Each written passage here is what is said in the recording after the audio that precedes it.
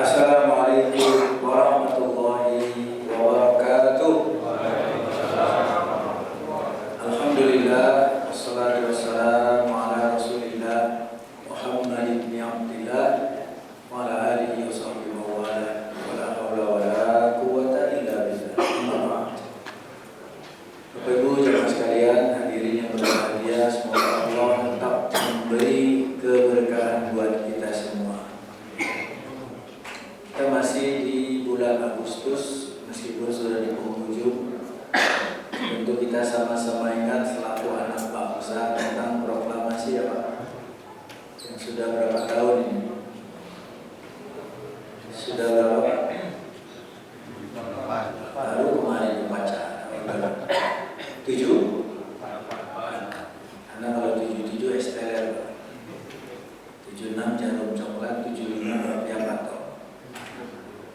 Kita bersyukur kepada Allah atas nikmat kemerdekaan ini yang berjuang para pahlawan. Semoga Allah ampuni dosa mereka, diterima ibadahnya. Nah, kita yang sudah menikmati, isi dong kemerdekaan dengan hal-hal yang bermanfaat. Bagaimana Rasulullah bersabda, khairun nas anfa'uhum linnas. Sebaik-baik manusia siapa? Orang yang paling baik, paling banyak menebar manfaat kepada manusia secara umum. Kita memang betul sudah merdeka, tapi baru satu sisi. Merdeka dalam konteks mengusir penjajah imperialisme, mulai dari gelombang pertama si Portugis, Cristiano Ronaldo, benar? Yang sekarang main di Al-Nassr Saudi. Berganti lagi si Belanda yang paling lama 3,5 abad, Marco van Basten negara ini. Berganti lagi yang berikutnya Jepang cuma 3,5 tahun, benar? Alhamdulillah, para pahlawan pendiri bangsa ini berjuang. Maka lihat refleksi mereka, tanda syukur kepada Allah. Muqaddimah Undang-Undang Dasar 1945, apa yang mereka cantumkan ini atas berkat rahmat Allah. Itulah tanda tawadu, bersyukur kepada Allah. Nah, kita yang sudah merdeka, mana tanda syukur? Maka hari ini kita ingatkan, teruslah berjuang, belum selesai. Kita baru merdeka dari sisi mengusir penjajah, tapi yang lainnya belum. Wajib kita berjuang, kalau bahasa saya berjihad. Tidakkah kita ingat, tatkala Allah menetapkan tugas tanggung jawab kita selaku hamba-Nya, yaitu beribadah, sampai kapan? Sampai kapan? Apa cukup sampai 2023? Atau sampai generasi emas 2045? Tidak. Surah Al-Hijr 15, silakan dibuka. Surah 15 ayat terakhir 99. Kita jadikan dasar perintah untuk berjihad terus-menerus. Allah berfirman, wa'bud rabbaka hatta ya'tiyakal yaqin.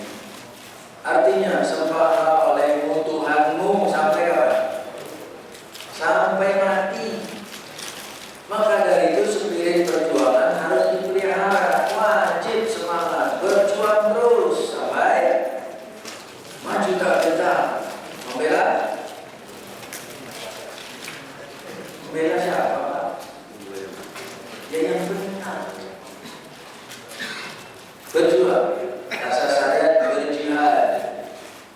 Ketahuilah, di sekeliling kita masih banyak berkeliaran bergentayangan musuh. Coba kita lihat tentang jenis-jenis peperangan. Secara global, para ahli menyebutkan cuma 2. Perang dalam bahasa syariat, bahasa Arab dikenal dengan ghazwah. Ghazwah. Perang pertama, ghazwah askari, perang militer, perang fisik. Walaupun sudah surut, tapi tetap masih ada, lihat di belahan sana itu masih berlangsung. Rusia dan Ukraina masih ada perang fisik, bukan? Itu al-ghazwul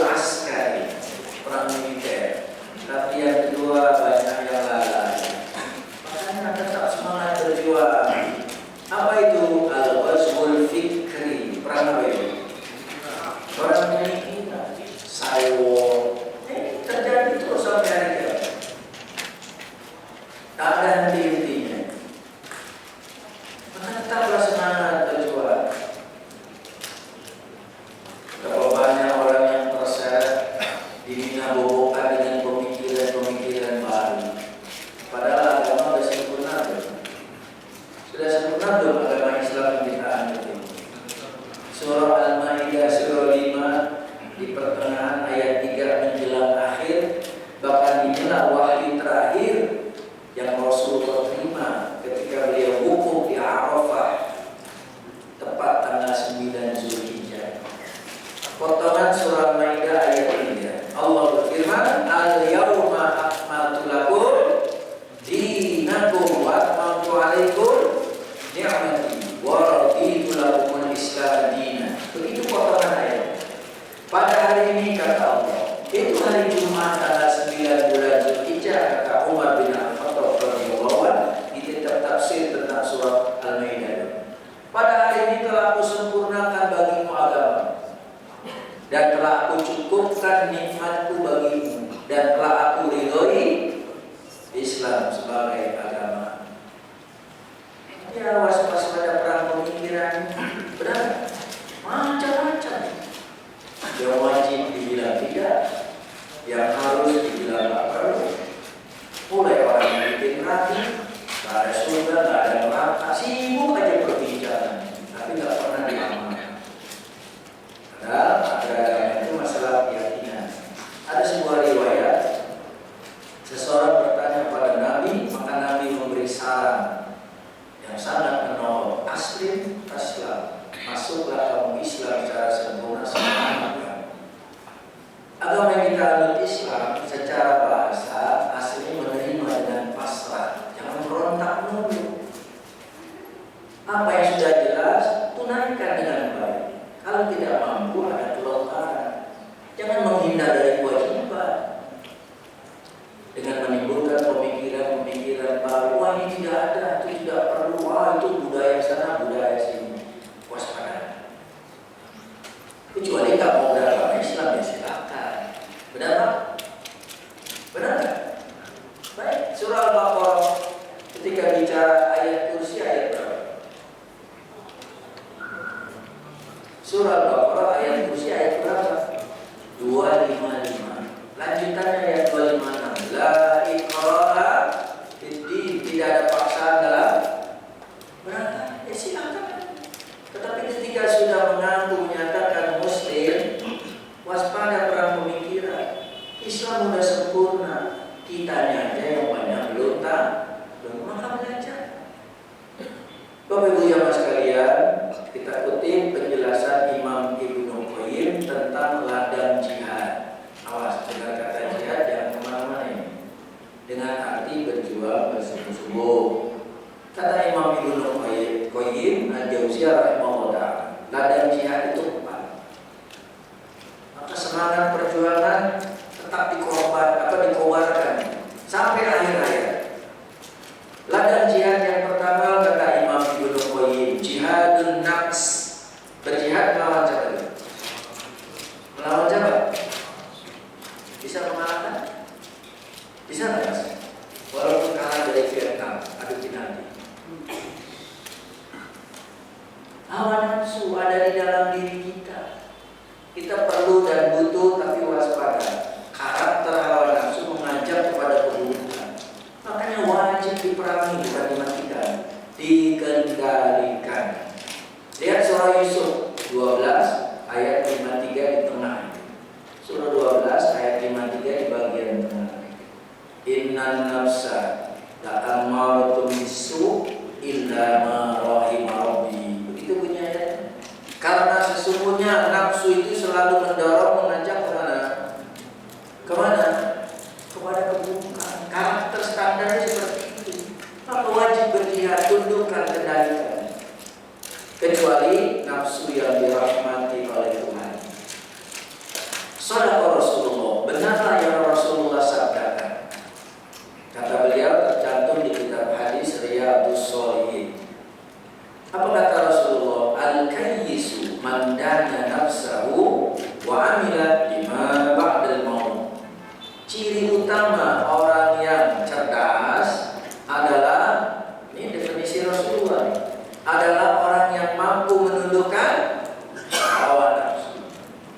Tidak cukup, kemudian dia lanjutkan dengan beramal soleh untuk dijadikan bekal demi kepentingan kehidupan nanti di akhirat setelah kematian. Itu orang yang cerdas. Coba aja lihat banyak kasus keliling kita, masih hangat yang belakangan. Oknum, kesatuan, bahkan pengawal membuli seseorang sampai mati. Ada nggak? Ada nggak? Ini yang terlibat nih. Satu warga sipil mati, disiksa. Hawa nafsu bukan? Hanya karena katanya minta tebusan 50 juta ya. Itu hawa nafsu. Belum lagi bulan yang lalu di Depok seorang anak kandung membunuh ibu kandungnya. Ada? Ada? Hanya gara-gara dendam dimarahi terus gak becus menjalankan perusahaan. Itu dia hawa nafsu. Nah, beruntunglah kita setahun sekali diberi sarana training sama-sama itu Ramadan, betul Pak? Ramadan di antara tujuannya apa? Berlatih mengendalikan apa? Itu pun cuma 13 jam. Dan itu pun dari yang mubah, bukan yang haram. Makan, minum, berhubungan suami istri sementara tidak boleh. Bolehnya mulai kapan? Hafal banget jadwal. Habis maghrib boleh. Sampai kapan? Subuh kan? Makanya dia surah Al-Baqarah 185. Ya ayyuhalladzina amanu kutiba alaikumusiyam kama kutiba alal ladzina min qablikum. Dia tujuannya targetnya apa? La'allakum tattaqun, supaya kamu bertakwa. Bapak Ibu jamaah sekalian, orang-orang yang mampu mengendalikan hawa nafsu, Allah janjikan surah An-Nazi'at 79 ayat 40 sambung 41. Surah 79 ayat 40 dan 41. Wa amma man khafa maqama rabbih wa nahan nafsa 'anil hawa fa innal jannata hiyal ma'wa. Orang-orang yang takut kepada kebesaran Allah dan mengendalikan hawa nafsunya, maka surga ganjaran. Itu janji Allah. Maka ayo sama-sama mawas diri. Musuh ada di dalam diri kita sendiri, hawa nafsu. Berjihadlah, tundukkan. Seperti saat ini Bapak Ibu di waktu istirahat, selepas bekerja, kalau ikuti hawa nafsu gak ada aktivitas, enaknya ngapain? Enaknya ngapain? Tuh kan, saksi ahli Pak. Atau praktisi. Ya begitu, ikuti hawa nafsu. Padahal udah tidur semalam. Orang yang terlelap dengan rayuan hawa nafsu, dia tidak bangun tidur. Tidur kan? Itu muridnya Mbah Suri gitu. Tak gendong mana-mana. Jadi itulah dan yang pertama jihad. Jihadun nafs. Jihad melawan hawa nafsu. Jangan dimatikan, tapi kendalikan. Yang kedua, jihad syaitan. Kita wajib berjuang terus menerus karena musuh kita yang kedua syaitan. Kita masuk supaya lengkap pemahaman kita. Siapa yang disebut setan di bahasa kita? Nah, ada sebutan juga mungkin di hadapan Bapak snack itu ada nggak setan? Dikeset di sini ketan, ada nggak? Oh nggak ada ya? Saya belum lihat. Oh nanti sih dua ya? Ya saya takut tahu ya. Bagi jamaah sekalian, rahimani wa rahimakumullah, Allah menciptakan berbagai macam makhluk. Ada manusia, ada jin, ada malaikat, ada hewan, ada tumbuhan. Betul? Nah, kemudian disaling. Tidak semua makhluk menanggung beban kewajiban. Tidak. Kita bandingkan saja. Ada malaikat, ada jin, ada manusia. Sama-sama nih mengemban tugas ibadah, tapi ada bedanya. Malaikat makhluk Allah alam gaib diciptakan dari cahaya, cuma diberi akal tanpa nafsu, benar? Makanya malaikat tidak ada penyimpangan sedikit pun 0%. Ikuti SOP. Gak ada malaikat yang membangkang.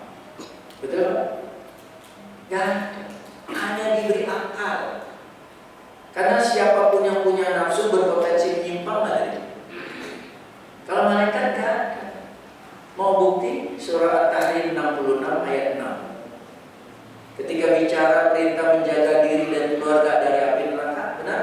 Ya ayyuhalladzina amanu qu anfusakum wa ahlikum nar. Sambungannya wa quduhan nas wal hijarah 'alaiha. Siapa penjaganya itu? Siapa penjaganya? Malaikat ghilazun syidadun la ya'sunallaha amarahum wa yaf'aluna ma yu'marun.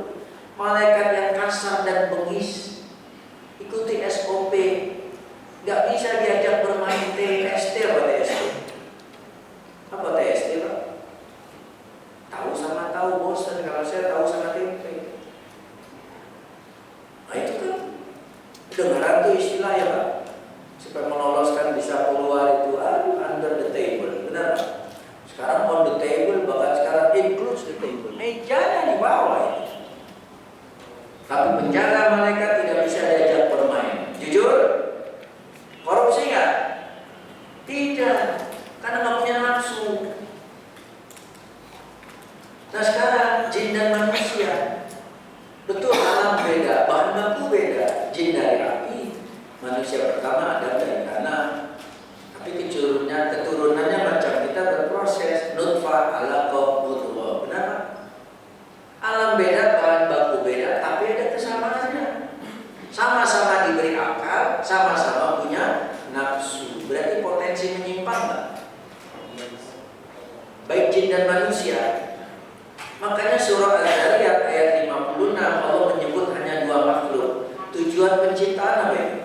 Wa ma khalaqtul jinna wal insa illa liya'budun.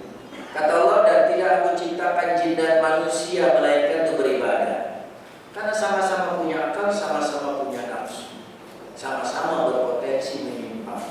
Nah dari sinilah muncul istilah syaitonun, berjihad di ladang kedua ini. Siapa mereka? Dua golongan itu yang membangkang kepada Allah. Disebut syaitonun. Maka surah An-Nas ayat 6 kan sering kita baca. Sudah kata minal jinnati wal, baik dari golongan jin dan manusia. Itulah musuh kita yang kedua, syaiton, sebutan atau sifat yang disematkan dua makhluk yang membangkang, baik golongan jin maupun manusia. Lebih lengkap kita lihat surah Fatir, urutannya 35 ayat 6. Surah 35 ayat 6. Supaya kita waspada dan tetap semangat berjihad melawan musuh yang kedua. Allah berfirman, "Innasyaitona lakum aduwwun fattakhidhuhu aduwwan." Sesungguhnya setan itu musuh bagimu. Wajib diperangi enggak? Wajib diperangi enggak? Fattakhidhuhu aduwwan. Anggaplah dia selama-lamanya sebagai musuh. Jangan ditemani, jangan berkoalisi, apalagi saling kooperasi. Jangan. Mengapa? Innama yad'u hizbahu liyakunu min ashabis sa'ir. Karena sesungguhnya setan hanya mengajak golongannya untuk menjadi membernya. Penghuni mana Pak? Ibu di akhirat nanti setelah proses akan ada dua tempat. Mau yang mana? Giliran Piala Dunia drawing aja selalu ada grup neraka. Belum pernah mendengar grup surga. Benar Pak? Kita besok ketemu siapa? Turkmenistan. Kalau kemarin kalah sama Bapak sebagai anak bangsa nggak peduli perkembangan olahraga ya? Atau kecewa mendalam. Kesian itu pelatih lama disewa di kontrak tak pernah dapat trofi. Masa mending pelatih lokal Budha Indra Sapri. Padahal oleh rancak pada itu. Kemarin sih game Pak, benar? Berapa tahun Pak? 22 tahun berhasil. Pelatih luar malah nggak dapat. Gimana? Ya sudah. Tetap berjuang Pak. Tetap semangat kan? Semangat. Jadi ladang jihad yang kedua siapa tadi musuh? Setan itu siapa? Baik dari golongan jin maupun manusia yang membangkang. Lawan jihad. Lebih berat mana menghadapi golongan ya setan, golongan jin atau manusia? Ayo silakan. Boleh ribu argumen bapak perebutan. Lebih sulit mana? Manusia. Bapak saksi itu. Ya kalau ditimbang-timbang seperti itu. Nabi mengajarkan, menganjurkan kalau kita menghalau godaan setan dari grup jin, baca aja ayat kursi. Surah Al-Baqarah 255 kan Pak? Allahu la ilaha illa huwal hayyul qayyum la ta'khudhuhu sinatun wa la naum. Terus sampai akhir, cuma satu ayat. Ayat kursi cuma satu, 255. Lari itu. Setan golongan jin lari. Bahkan baca hadis Nabi yang lain, bila waktu sholat tiba berkumandang azan kan? Berkumandang azan kan? Setan golongan jin lari terbirit-birit, maaf, sampai terkentut-kentut, turotun. Tetapi azan selesai, balik lagi menggoda, karena tugasnya menggoda, mau sholat. Benar? Bapak Ibu berasa nggak digodai? Baru wudhu, dibikin bingung, batal apa enggak? Benar? Benar nggak? Bahkan sholat zuhur aja tadi bingung, 4 rakaat, baru 2 udah bingung, habis ini 3 atau 4. Benar Pak? Dibikin bingung nggak? Alladzi yuwaswisu fi sudurin nas, surah An-Nas lagi ayat 5. Yang membisikkan kejahatan dalam dada manusia, dibikin bimbang. Sholat zuhur 4 bingung di ujung, ini baru 4 apa 3 atau 4-4-3, nggak ada pola itu, ada 4-4-2. Nah itu benar Pak, pelatihnya siapa Mas? Kayak Mas Liga Inggris supaya Itali Mas. Kan 4-4-3, 4-4-2. Dibikin bingung. Nah jadi orang yang mau sholat itu digodai. Orang siap-siap itu datang lagi menggoda. Udah batal atau belum? Bahkan kata Nabi ketika sholat seperti itu, lupa sudah rakaat keberapa. Itu musuh kita tuh. Kembali yang tadi, setan godaan, setan yang menggoda golongan jin, bacakan ayat kursi, lari selesai. Tapi betul kata Bapak, setan golongan manusia, meskipun dibacakan ayat kursi, ayat selesai, kursinya diperebutkan. Manusia bisa kesetanan, kalau jin bisa ke manusia. Orang alamnya beda. Sama ketika ditanya apa bedanya semut dan gajah, jelas. Bukan ukuran. Semut dan gajah, di mana bedanya? Gajah bisa kesemutan, tapi semut gak pernah bisa ke gajahan. Setuju? Bapak semester berapa ya? Mana bukti konkret lagi kita tuh digoda musuh kita syaitan. Ibadah digoda, tidur pun tidak lepas dari gangguannya.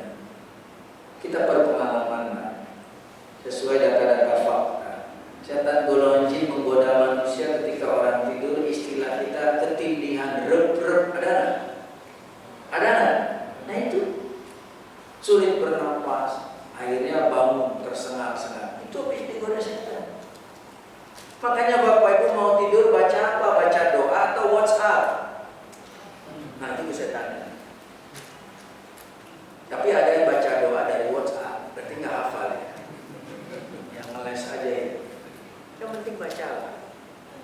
Digodain. Bahkan ketika ingin menyalurkan kebutuhan, ini doa pengantin anyar ya, atau pengantin lawas ini. Siapa nggak? Bapak yang senior masih apa nggak? Doa big match. Kayaknya Pak, aduh, udah lama tidak begitu. Itu doanya berlindung kepada Allah dari siapa tuh? Bismillah, Allahumma jannibna syaitan wa jannibi syaitan ma razaqtana. Apa enggak? Mau diulang? Itu setan. Walaupun dalam kenikmatan menyalurkan kebutuhan, berlindung karena dia goda kita. Sampai Nabi berkata, kalau Allah takdirkan dari percampuran suami istri itu lalu dapat anak, maka anak itu tidak mudah diganggu. Tapi nyatanya kita berbuat itu semuanya kesetanan. Sampai mandi wajib lupa itu. Jujur, mana mantekannya? Bacalah. Nah, jadi jelas ya, jihad yang kedua, musuh kita siapa? Syaitan. Kalau masih kurang pas, baca surah Yasin 36 ayat 60. Alam a'had ilaikum ya bani Adam alla ta'budus syaitan innahu lakum aduwwum mubin. Allah sudah tegaskan. Bukankah sudah kami tegaskan itu kata Allah kepada kalian wahai anak cucu Adam, jangan kalian menyembah setan karena sesungguhnya setan musuh bagimu. Yang nyata walaupun ada berasal dari golongan jin alam yang tidak nampak. Jihadlah, jihad syaitan. Bapak Ibu yang sekalian, kemudian yang ketiga, jihadu arbabi zulmi wal bid'ah wal munkar. Ladang jihad yang ketiga. Jadi kita wajib berjuang. Untuk apa? Menghadapi dengan terukur ya. Kalau bahasa bapak-bapak kita itu tegas terukur. Benar Pak ya? Bapak kan? Dulu promotor, sekarang presisi, tegas dan terukur. Jelas kan? Sering main ke ini sih pos. Baca ya. Jadi setiap kezaliman, kemunkaran dan perkara baru dalam agama jangan didiamkan, luruskan, berjihad. Tapi sesuai dengan kemampuan dan dengan cara yang paling bijaksana. Makanya Nabi memberi rambu-rambu ketika meluruskan kezaliman, kemunkaran. Apa kata Nabi? Man ra'a minkum munkaran falyughayyirhu bi yadihi, fa illam yastati' fa bi lisanihi, fa illam yastati' fa bi qalbi, wa dzalika adhaful iman. Siapa yang melihat kemunkaran di depan mata, suruh rubah, berjihad enggak? Berjuang enggak? Tegur, luruskan. Tapi sarannya ya, kalau kamu punya kemampuan tangan, wewenang, misalnya Pak RT, kepala divisi, presiden direktur, orang tua terhadap anak, berwenang ya? Jangan didiamkan. Kalau kalian tidak mampu, turun derajat yang lebih rendah. Fabilisani, dengan lisannya. Kasih nasihat yang baik, jangan kasar. Mengajak, bukan mengejek. Merangkul, jangan memukul. Benar? Kalau nggak sanggup, baru pilihan terakhir dengan hati mengingkari kemunkaran. Itulah selama-lama iman. Kemarin beredar itu ya, kezaliman dalam berlalu lintas itu kontraflow, benar? Tuh kontraflow di Gusti Ngurah Rai menuju Pondok Kopi, depan rusun kan ya Pak, kan suka ada yang kontraflow Pak, tuh langsung. Yang kemarin aja ditebet di viralkan sama TikToker aja, dibunuh, benar Pak? Dikeroyok. Nah itu kan dalam rangka berjihad terhadap kemungkaran ya Pak? Nah baru terjadi lagi Lenteng Agung 7 pengendara motor kontraflow kelindes truk. Rasain. Ya kan kezaliman, kemungkaran, luruskan dong, tegur, jangan. Jangan ikat dalam kolam aja pinter, jangan. Tenangkan dulu airnya, sebenarnya. Nah, itu sering request.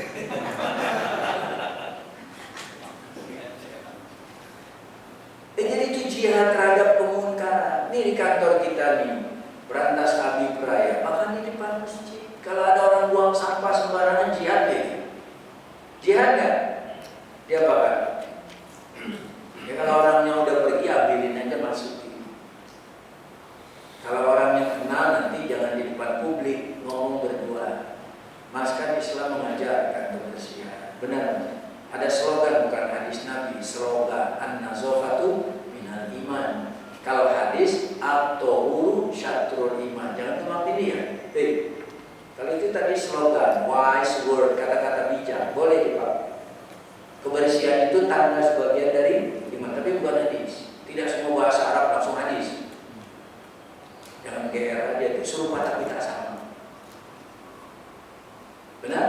Potongan sama jahitan beda. Setuju? Waspada. Dah baik itu tegur.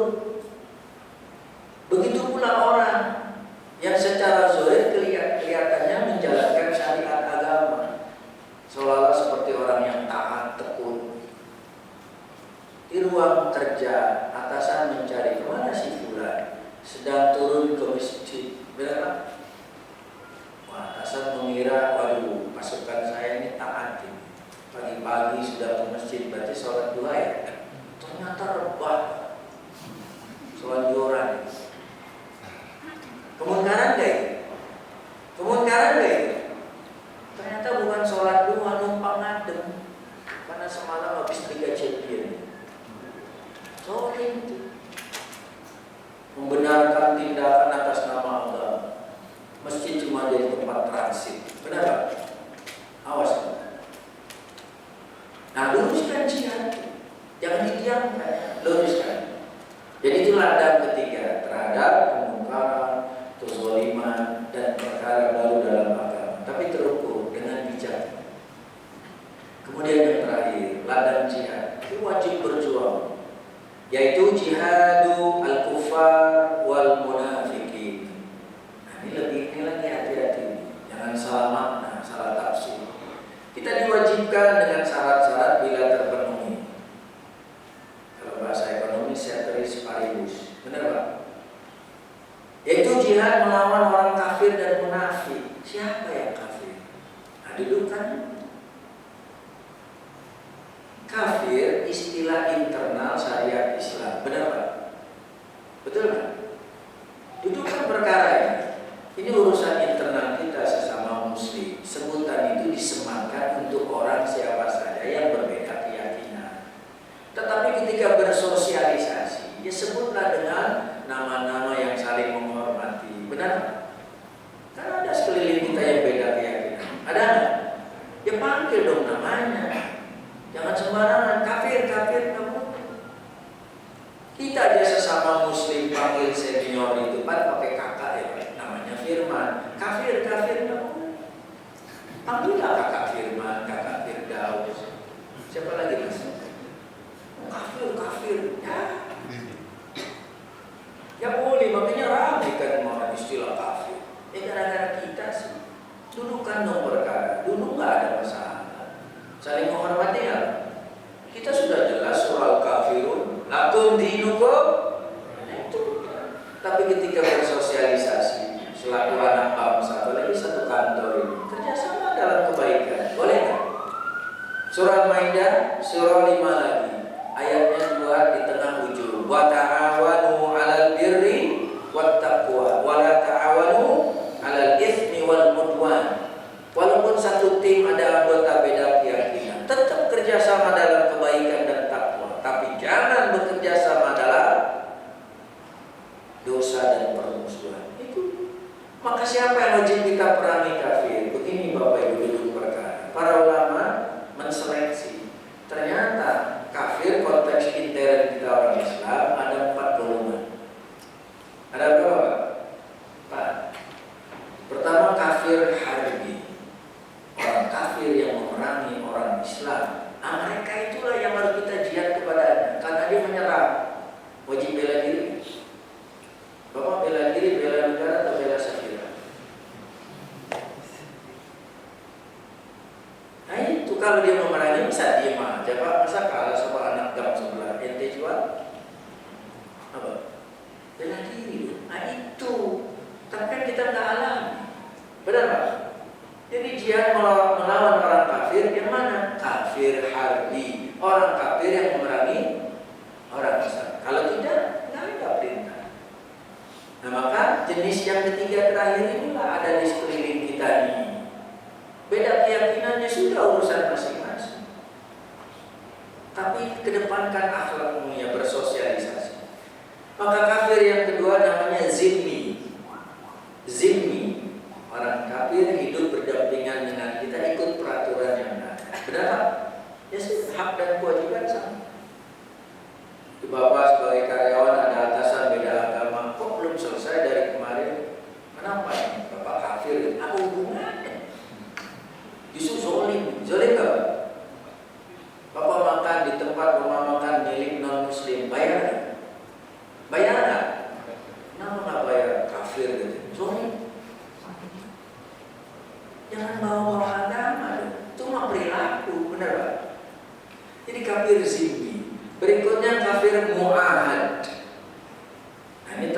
perang sesuai aturan. Ada pihak muslim, ada non muslim, perang. Tapi kedua pimpinan sepakat gencatan senjata. Maka sementara tidak boleh saling menyerang. Nah, pada saat itulah itu musuh yang kafir disebut mu'ahad, yang terikat perjanjian gencatan senjata. Tidak boleh diserang. Paham? Mu'ahad. Nah, yang terakhir kafir musta'man. Coba ulang pertama betul. Besok ulangan ya semester 6. Harbi 2, zimmi 3, mu'ahad 4, musta'man. Siapa mereka? Orang kafir yang ada di sekeliling kita karena dapat suaka politik, misalnya tenaga ahli, duta besar, benar Pak? Pelatih sepak bola, benar nggak? Itu kan karena tugas, nggak boleh diganggu. Tubuh 2317 dilatih sama non muslim, nggak mau ikuti instruksi, kenapa? Kafir, nggak boleh. Benar Pak? Ada pelatih lokal bagus itu peduli pada agama. Pemain yang muslim disuruh sholat berjamaah, bahkan bacaan apalagi ditambah Bima Sakti. Apa ikut nggak? Kapan-kapan ikuti training center, oke? Supaya tahu itu. Dan jadi itulah yang diperangi jihad kafir. Yang pertama kafir harbi, termasuk wal munafiki, munafik. Hanya hati-hati lagi. Orang yang tidak sesuai antara ucapan dan perbuatan termasuk hati disebut munafik. Perbuatannya nifaq, orangnya munafik. Munafik yang masuk grup kafir itu adalah karena keyakinan. Walaupun zahirnya muslim, namanya muslim, hidup berkepribadian seperti muslim, tapi orang tersebut di hatinya timbul keraguan, tidak percaya dengan hari kiamat. Ya Pak ya, tidak percaya dengan adanya surga dan neraka, maka divonis kafir. Tapi kafir yang mana tinggal pilih yang mana. Nah itu yang diperangi. Tetapi ada munafik karena perbuatan. Ini kayaknya ada sekeliling kita nih Pak. Jangan-jangan gue banget nih. Kita ini. Nah itulah Nabi bersabda ayatul munafiki salasun. Ciri orang munafik berapa? 3. Itulah munafik perbuatan, bukan keyakinan. Pelakunya masih muslim tapi diancam dosa besar, tidak mengeluarkan dia dari keislaman. Apa yang pertama? Munafik karena perbuatan. Idza haddasa kadzaba. Kalau bicara siapa yang suka bohong? Bapak bohongin istri kan? Dapat bonus 3 kali gaji, kasihnya berapa? Yang 2 kemana? Bapak buka cabang.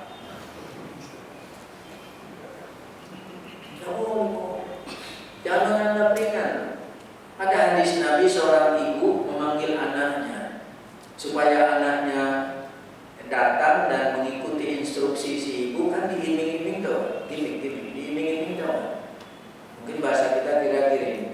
Nah, Neng kadir, nanti ini kasih kurma. Iming-iming deh. Nabi mendengar, lalu diingatkan ibu sudah berjanji. Kalau ibu nggak mau beri berarti ibu bohong. Pembohong bukan itu. Pembohong bukan itu. Nah itu perbuatan. Yang kedua termasuk langsung contoh tadi. Wa idza wa'ada akhlafa. Kalau janji ingkar. Ini banyakkan bapak ibunya nggak kelihatan. Yang sering ingkar janji bapak atau ibu? Berarti bapak korban tadi. Tapi umumnya apa? Sebagai suami janji-janji tinggal janji, bulan madu hanya mimpi. Mana? Nih akhir bulan pas gajian, ajak dong istri makan keluar, jangan cuma di teras saja. Jangan di luar ruang tamu, tapi makan sana. Yang ketiga, wa idza tumina khana. Munafik perbuatan apa? Orang diberi amanah khianat. Munafik bukan? Menyalahgunakan wewenang. Aset kantor disalahgunakan. Seseorang dapat fasilitas inventaris kendaraan buat operasional, oke, tapi pulang kantor nyambi jadi taksi online. Khianat itu. Rasulullah bersabda, siapa yang bekerja dapat gaji, maka di luar dari itu yang dia peroleh fahuwa bulurun, korupsi. Paham Bapak? Yang coba-coba ya, walaupun nggak ada KPK PPATK di sini. Siapa itu? Surah Al-Infitar ayat 10, 11, 12. Wa inna alaikum lahafizin. Sesungguhnya pada sisi kalian ada siapa? CCTV yang gak bisa dihilangkan dan dihapus. Siapa? Malaikat. Yang tadi gak pernah membangkang. Kiraman katibin, makanya disebut yang mulia di sisi Allah yang selalu mencatat. Ya'lamuna ma taf'alun. Mereka tahu apa yang kita perbuat. Mau lari kemana? Kejarlah daku, kau akan kutangkap nanti. Nah inilah bahasan kita. Mudah-mudahan makin paham.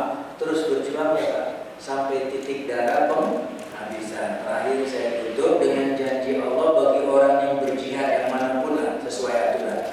Surah Al-Ankabut kan 29, ayat terakhirnya 69.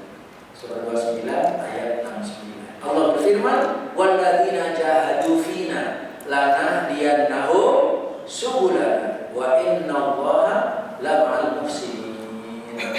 Dan orang-orang berjihad di jalan kami, kata Allah, niscaya kami akan tunjuki jalan mereka. Diberi itu, dikasih mapnya, dikasih kemudahan, fasilitas. Dan sesungguhnya Allah beserta orang-orang yang berbuat baik. Maka dari itu teruslah berbuat baik. Khususnya sebagai karyawan berantas Habib Raya, saling berbuat baik, saling mengingatkan, terus berjuang demi kemajuan dan kemaslahatan bersama. Semoga Allah Subhanahu wa taala memberi ampunan buat kita, termasuk para pahlawan dan pendiri bangsa. Mudah-mudahan kita dapat hidayah taufik, ilmu yang bermanfaat. Kalaupun aja tiba, semoga kita semua mati dalam husnul khotimah. Insyaallah kita ketemu nanti di surga ya Pak. Bapak duluan enggak apa-apa, saya belakang. Karena apa yang di depan ini pemeriksaannya lebih ketat Pak. Bapak main Pak. Saya. Ya Pak. Sama pemimpin yang lain. Dan terima kasih. Insyaallah ketemu kesempatan yang akan datang. Aku qauli hadza wa astaghfirullah li wa lakum. Subhanallah.